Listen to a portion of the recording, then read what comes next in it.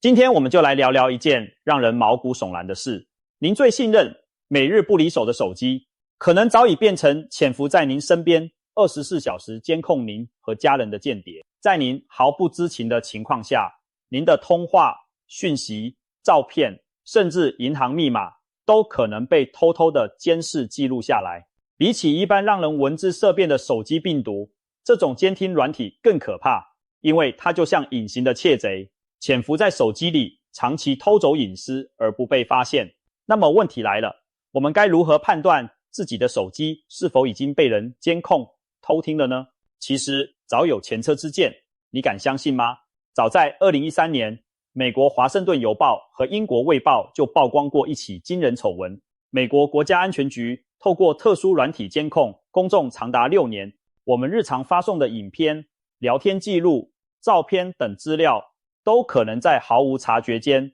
被他们悄悄偷听和收集。从那以后，全世界的人才猛然惊醒，原来每天握在手里的手机尽可能暗藏着窃听器。我们身处行动互联网时代，几乎人人机不离手，手机带来无数便利的同时，也储存了大量隐私。一旦这些资讯外泄，不仅个人财产安全会受威胁，甚至连家人的隐私都可能一同曝光。更糟的是，现代间谍软体手段层出不穷，只要不小心点击了一个看似正常的连结，下载了一个恶意 App， 手机就可能中招被远程遥控监视。而大多数普通人并没有随时找专家检查手机的能力，所以唯有靠自己提高警觉。好消息是，网络安全专家总结出几个手机被监听时常见的预警信号，只要平时多留意手机的一些异常状况，就能及早发现不对劲并自救。以下我们综合专家们的意见，深入解析手机被监视的8大危险信号。这8种征兆每一个都值得警惕，尤其第3个被称为红色警戒。专家警告说，如果出现了第3种情况，一定要立刻将手机关机并断开网路，否则可能全家人的隐私都会泄露光光。现在就让我们一一来看看是哪8大信号。1. 自己拨打自己的手机号码，居然能接通。先来看第一个离谱又惊悚的现象，用自己的手机拨打自己的号码，电话竟然会通。平常我们用手机打自己的号码时，按照常理，不是直接语音提示，用户正忙就是无法接通，因为你怎么可能跟自己通话呢？可是假如有一天您心血来潮，试着拨自己的手机号码，耳边居然传来嘟的一声后，真的接通了，仿佛有人在另一端接起了您的电话。这时您可千万别懵，这可不是什么灵异事件，而极可能是手机被监听的危险信号。为什么自己打自己电话会通呢？一般而言，这种情况几乎不可能发生，除非有不明程式在暗中操控您的通话。某些间谍软体安装到手机后，会对来电进行转接或监控。当您拨打自己的号码时，监听程式可能让电话自动接起并进入静音状态，因此表面上看起来有人接听了。换言之，您的手机也许正忙于一条隐藏的监控通话线路，此时监听者可能早已透过这条隐蔽的通道悄悄窃听您的环境声音或电话内容。听起来是不是毛骨悚然？所以如果您真的碰上这种自己打给自己却莫名接通的离谱情况，千万不要掉以轻心，这是强烈的异常讯号，几乎可以100%肯定手机被装了监听木马。正确做法是立刻挂断并将手机关机，切断网络连线，同时着手进一步检查手机的安全状态。2. 通话时总夹杂奇怪的杂音和回音。第2种值得警惕的迹象发生在我们日常讲电话的时候，通话内容总是被奇怪的杂音干扰，还经常出现异常的回音。如果您打电话时，耳边总能听到嗡嗡作响的电流杂音，或者对话中不时传来自己声音的回声，甚至讲着讲着，电话突然无故断线了，那就不要一味的以为只是信号不佳，或者对方在隧道里。别忘了，普通的通信不会频繁的充斥电流杂讯，更不该出现长时间的回音。如果上述情况反复出现，那很可能就是监听软体在偷偷作祟。这些间谍软体为了窃听您的通话内容，会在通话过程中暗中进行音频录制和信号转发。这种非法操作往往会干扰正常的通话质量，结果就是我们能察觉到明显的异常杂音、回声延迟，让人无法听清对方讲话。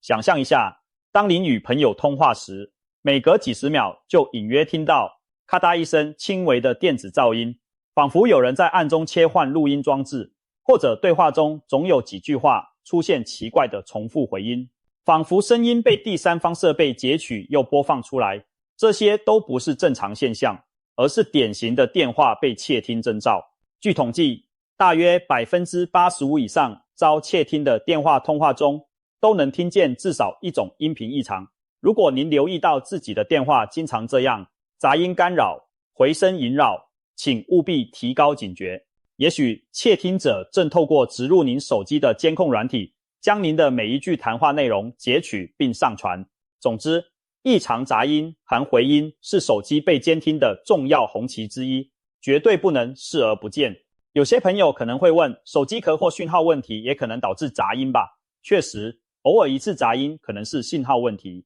但如果在相同地点、通话对象都无变化的情况下，频繁出现杂音或回音，那就几乎可以排除是讯号不良，而要怀疑是不明装置在干扰。3. 手机关机后再拨打，却被提示为空号。现在来到第三个，也是最危险的信号。手机明明已经关机，别人打你的号码时，却听到空号提示音，这听起来非常诡异。正常情况下，我们把手机完全关机后，若有人在拨打我们的号码，电话语音只会说您拨打的用户已关机，不可能出现什么空号资讯，毕竟号码是存在的，只是不在服务中。然而，如果手机关机仅仅过了20秒左右，另一部电话拨您的号码，接线生却说您拨打的号码是空号，这就极其反常了。唯一合理的解释是，您的手机里潜伏的监听软体在您关机后依然没闲着，暗地里对通讯做了手脚。要知道，空号通常代表该电话号码未在网络中注册，或是被暂时屏蔽，但您的号码一直在用，怎会无缘无故变空号呢？这多半是因为监控软体拦截并修改了通话转接。有一种高度危险的窃听技术，能让手机表面关机，但事实上在关机状态下，手机的一部分功能仍在运作，例如保持机屏模组待命。换句话说，这类恶意软体让您的手机假关机真偷听。当监控程式在背后运行时，拨入的电话可能会被转接到监听者设定的另一个号码或语音信箱，使得打电话的人听到空号或其他异常提示，而您本人全然不知情。在这期间，您的手机看似关了机，其实监听软体仍在录音监视。这种攻击手法相当高明，也相当可怕，意味着即使您关机，监视者还是有办法继续窃听您的生活。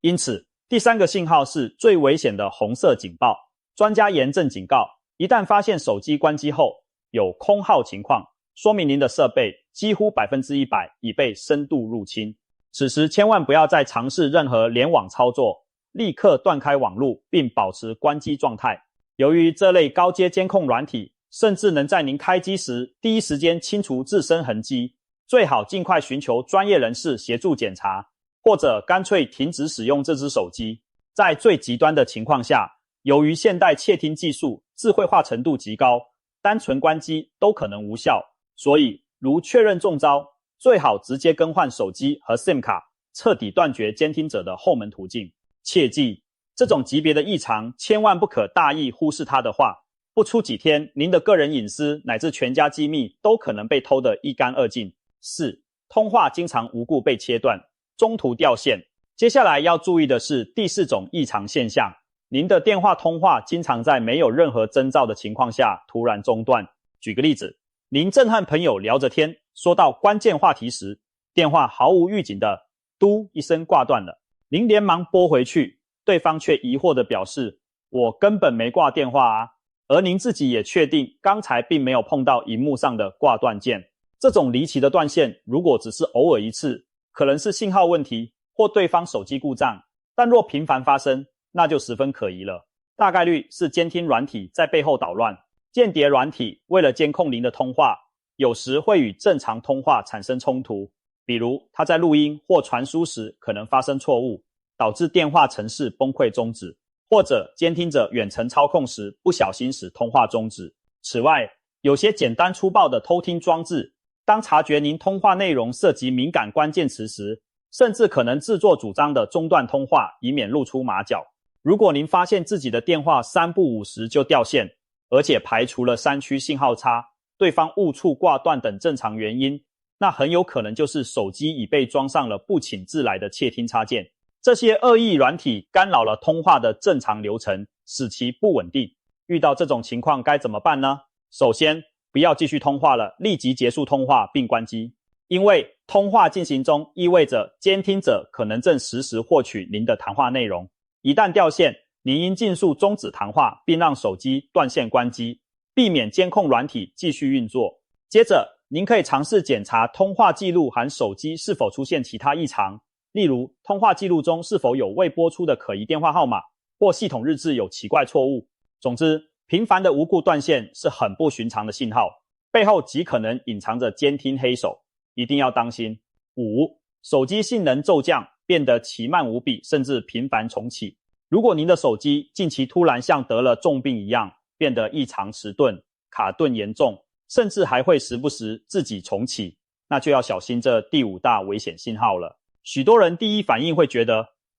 手机可能用久了，变老旧了，或者是不是装了太多 App 造成内存不足？没错，手机用久了确实会慢下来，但这种性能骤降往往是循序渐进的，不会在短时间内明显恶化。如果您的手机在最近几天或最近几周内，从原本流畅正常变得反应迟缓，每次点开应用程式都得干瞪眼等上半天，甚至动不动就自动黑屏重启，那您千万别只顾着怪手机，年纪大了有相当大的可能是恶意软体，特别是监听木马，在后台偷偷运作，吃掉了手机的大量资源。监控软体为了全天候监视您，通常会长时间潜伏在背景执行，他们可能不断地记录您的操作、录音、录影或传输资料，如此一来就会占用大量的 CPU 处理能力和记忆体空间，结果本来给正常 App 使用的系统资源被无形中摊薄，手机当然就变卡了。例如，您打字时键盘出现明显的延迟，这可能是因为键盘输入被木马拦截记录，导致反应变慢。又比如您发现即使清除了很多照片和软体，手机储存空间依然不明原因地被占满，很可能是监听程式录下的音讯、截图或其他数据偷偷藏在系统里，占据了大量容量。更恶劣的是，某些间谍软体还会造成系统不稳定，为了隐藏自己，他们可能修改系统文件或与系统核心产生冲突，引发手机无预警重启或当机。还有一种可能，监听软体刻意让手机重启来清除自己的运行痕迹，或者为了启用更高权限而重启载入恶意模组。如果您的手机无缘无故自动重启或关机，千万要当回事。应对方法：当手机莫名变慢或狂重启时，先断网并重启进入安全模式。在安全模式中检查一下手机的流畅度是否恢复正常。如果变正常了，再回想近期是否下载过不明来源的应用程式，点击过可疑连结，或者手机曾借给陌生人，丢失过后又找回。这些经历都有可能让监听程式有机可乘。如果怀疑有恶意软体，尽快卸载最近安装的可疑 App， 特别是那种没有在官方商店上架、来路不明的应用程式，最需要清除。值得注意的是，有些高级监控软体会伪装成系统服务，让你无法轻易删除，或者干脆隐藏起图示让你找不到。针对这类情况，可以求助可信赖的手机安全软体或专业人士进行扫描清理。总之，手机突然变慢变笨，常常说明它背后背着一个沉重的隐形包袱，而这个包袱很可能就是个监视您行为的黑客。6. 没玩游戏，没看影片，手机却发热严重。手机用久了，发热是常见现象，但第6个危险信号在于，在您没有执行任何高耗能操作时，手机仍然持续发烫。试想一下，您只是用手机聊个天，刷刷讯息，结果感觉手机背盖烫得几乎拿不住，或者放在口袋里没怎么碰，隔一会儿掏出来，竟发现机身明显发热。如果是在炎热的夏天，或者刚刚玩大型 3D 游戏，手机热一点正常，但若是在待机或执行简单任务时就严重发热，那就很不寻常了。这极可能是因为手机背后有个您看不见的进程在疯狂运转，那搞不好就是监听软体正在暗地里工作。让我们来理解一下缘由。手机的发热主要来自处理器高负载运行或电池大电流放电。如果您明明没怎么用手机，它却持续高温，说明有程式在后台长时间霸占 CPU， 导致处理器持续满负荷，散发大量热量，同时电量也会掉得飞快。这和前面第5点提到的耗资源问题其实是一体两面。许多监控软体为了录音摄影或者不断传输数据，需要频繁唤醒处理器，保持网路连线，因而引起手机过热。尤其当恶意程式在偷偷启动手机的麦克风、相机录制环境时，手机发热位置可能集中在镜头附近或背部上方处。如果您摸到手机某个局部异常烫手，这也是个线索。例子，有位用户平时不用手机时喜欢开飞行模式省电，有次他发现手机在飞行模式闲置1-2个小时后，背面仍然烫乎乎，这显然不合理。后来深入排查，果然发现里面潜伏了一个间谍软体，在飞行模式下仍尝试启动录音，导致处理器高烧不退。由此可见，只要背景有监控软体在执行繁重任务，手机即使表面闲置，内部也宛如在跑马拉松。因此，如果手机温度反常升高，而您又没在重度使用，千万别轻忽这种信号，建议立刻关闭网路，并让手机充分冷却。此时最好也顺便查看一下电池使用状况或耗电排名等系统统计功能，看看是否有什么奇怪的 App 或服务名赫然出现在耗电大户列表中，例如一些伪装成系统服务、更新工具之类的可疑程式，可能正在暗地消耗电力，导致手机发热。如果发现就8九不离10，可以锁定它就是罪魁祸首。总之，莫名的发热往往说明了莫名的运算在进行。当别的解释都不成立时，就要高度怀疑手机被监控了。7. 通讯录里突然出现陌生联络人名单。接下来这第7个信号比较容易被忽略，但一旦出现也相当诡异。您发现自己的手机通讯录中无端冒出了好几个从未见过的陌生人联系人，如果确定不是自己手滑加的，也不是云端备份同步的结果，那就很可能是监听者透过某种手段远程在您手机上新增了联络人。也许有人会问，黑客为什么要往我的电话簿里塞名字呢？其实这背后潜藏着他们的套路。一种可能是监听软体在安装时会自动添加某些特定的隐藏联络人，这些联络人里预存了一些特殊号码或指令。举例而言，有的间谍软体可以透过拨打特定号码来触发隐藏功能，比如开始录音或开启麦克风监听。为了方便操作，攻击者可能让木马自动在您的联络人中加入一笔看似平凡其实暗藏玄机的电话号码，甚至取个不起眼的名字埋藏其中。这样一来，他们只要远程下达指令或透过另一台设备拨那个号码，就能控制您手机的监听开关。对您而言，则莫名其妙多了个不认识的人名。另一种可能性是更直接的窃听攻击，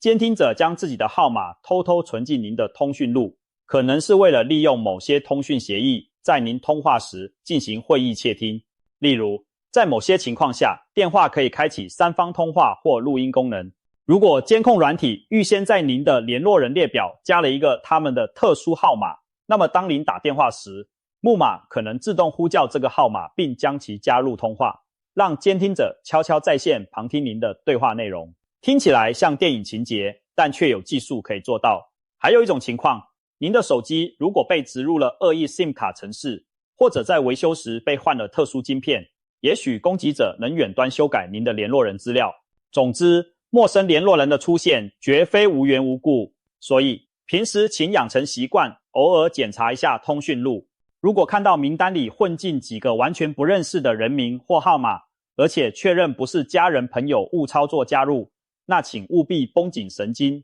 ，10有8九您的手机已经被监控者动了手脚。这意味着您的通话很可能正被他人同步监听录制。遇到这种情况，建议您立即删除那些可疑联络人，并对手机做一次全面的安全扫描，特别留意那些陌生联络人的号码，记录下来提供给调查人员或电信商追查来源。有时这类号码可能暗藏着监听平台的线索。总之，通讯录的异常变化是手机被入侵的一面镜子，我们绝不能粗心大意。8. 流量和电话费用不明原因激增。最后，第8个关键信号涉及到您的钱包、手机的行动数据、流量消耗和通话话费无缘无故暴增。明明这个月您既没看多少影片，也没疯狂包电话粥，但一查账单却吓一跳，流量用量远远超出平常。电话费账单上也出现一堆莫名其妙的计费项目，很多人第一反应会怪罪电信营运商，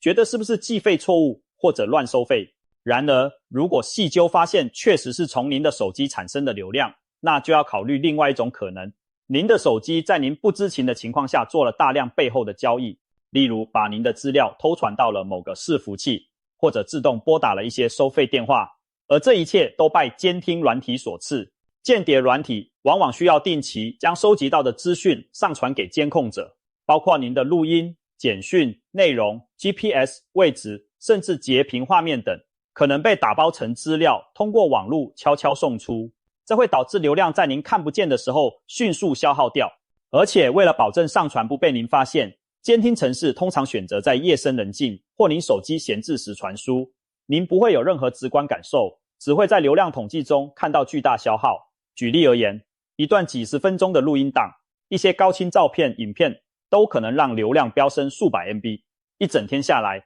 这种偷跑的流量甚至可能比您真正使用的还多。所以，如果您发现每到深夜或您不用手机时，流量使用出现尖峰，那极可能就是内鬼在偷传资料。除了数据流量，电话费也可能出问题。有的高级间谍软体具备通话、监控和转接功能，他们也许会偷偷帮您拨打一些特定号码进行通话转录，或者定时向监控者的装置传送简讯报告。这些行为都可能产生成本，例如监听木马每隔几天就暗中拨打一通国际电话，把录音传回，或周期性地发送国际简讯给骇客，都会让您的话费蹭蹭上涨。如果您在账单上看到一些自己从未拨打过的电话号码或国际简讯费用，那就更能确定问题所在了。那些基本都是监视者搞的鬼。因此，流量和费用异常是非常实用的预警依据。现代人可能很少细看账单，但建议大家每月还是留意一下自己的数据用量和话费详单。如果出现用量激增而又找不到合理原因，例如没有看超高清影片或热点分享给别人下载之类的行为，就要高度怀疑手机中是否有不明程式在疯狂走流量。遇到这种情况，第一步依然是迅速关机断网，以阻止继续的隐私外泄，然后尝试在无网路连线下启动手机，利用系统自带的流量监测功能，查看哪些 App 近期流量使用最高。若发现排名前列的是些从没见过或不该消耗流量的进程，比如奇怪的系统服务占了很多流量，那无疑非常可疑。那极可能就是监听软体在伪装自己偷跑流量。这时，请立刻将它停用或卸载。如果无法卸载，表示它可能获取了装置管理员权限，您需要进入安全模式或寻求专业协助清除。不管怎样，不明的高额流量与费用就是手机向您发出的求救讯号，提醒您有隐私正在被偷走，必须马上采取行动。看完以上8大危险征兆，您也许不禁冒出一身冷汗。的确，手机被监视不像中了普通病毒那样立刻让设备瘫痪，它更像埋伏在暗处的吸血鬼，日夜吸取着您的隐私而不惊动您。所以我们更要提高防范意识，一旦发现任何一条以上的异常迹象，都宁可信其有，不要存侥幸心理。在紧急情况下，第一步永远是先断网、关机、切断监听者可能的即时访问，避免隐私进一步流失，接着再设法清查和解决问题。最后，我们再提供几条实用的建议，帮助大家未雨绸缪，保护手机隐私。定期巡检手机，养成良好习惯，时常检查手机中的 App 列表、联络人、通话记录和流量使用情况，有没有安装过自己不记得的应用，有没有陌生号码混进联络人，有没有奇怪的简讯发出或接收。只要细心，很多蛛丝马迹其实隐藏不住。谨慎安装软体，切勿贪小便宜，安装来源不明的所谓破解 App 或点击来路可疑的 APK 档，大部分针对手机的监控木马都伪装在第三方应用程式中钓鱼上钩。请尽可能只从官方应用商店下载 App， 并仔细查看应用所请求的权限是否合理。对于要求过多敏感权限，如麦克风、相机、定位的 App 要格外当心。当心陌生连结和简讯，千万不要随意点击短信、电子邮件或社交软体中陌生人发来的连结，更别扫描不明来历的 QR 码。很多恶意程式会透过这些途径瞬间感染您的手机，一旦点了，木马就可能自动下载并安装。保持戒心，未知连结宁可不点，不连接可疑 WiFi。公众场合那些没有密码的免费 WiFi 热点，看似便利，其实暗藏陷阱。一些黑客会架设钓鱼 WiFi 拦截连线者的资料，甚至远程植入监控程式。所以不信任的 WiFi 不要连，必要使用时也尽量避免输入敏感资讯，妥善处理手机设备。手机若送修，请选择官方授权或信誉良好的维修中心，防范不肖人士在硬体上动手脚，例如植入窃听晶片。另外，手机一旦遗失又失而复得，也要高度警惕。回来第一时间检查是否被安装了不认识的 App， 或干脆恢复出厂设定重新安装。因为手机离开你视线的那段时间，很可能已被人植入监控软体。使用加密通讯对于非常敏感的对话内容，建议使用端对端加密的通讯软体，例如 Signal、WhatsApp 或类似的安全通讯 App。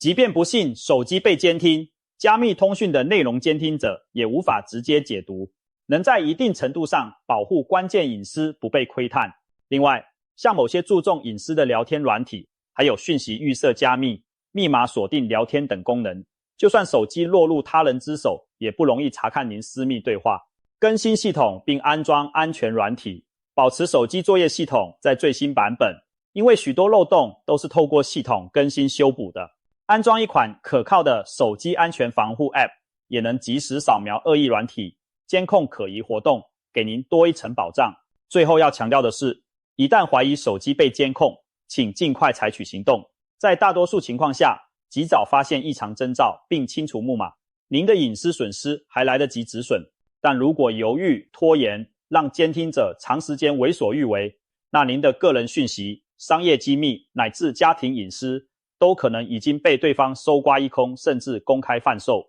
想象一下，自己的谈话录音、私密照片在黑市上流传，这种后果是非常可怕的。总而言之，手机虽小，却牵一发而动全身，关系着我们生活的方方面面。科技便利了我们，也可能反噬我们的隐私，这是每个现代人都必须面对的课题。希望今天分享的这8大危险信号能帮助您对手机安全保持敏感度。当您发现手机不对劲时，不再困惑茫然，而是能联想到背后可能的监控威胁，并及时应对。毕竟，我们每个人都有权守护自己的隐私领域不被侵犯，提高警惕，养成良好使用习惯，您的手机就能远离那些窥视的黑暗势力，继续安心的为您所用。记住，一旦出现可疑迹象，宁可多花点时间确认，也不要让手机间谍有机可乘。隐私安全重在防范于未然，祝大家的手机都平平安安，再也不被不速之客监听偷窥。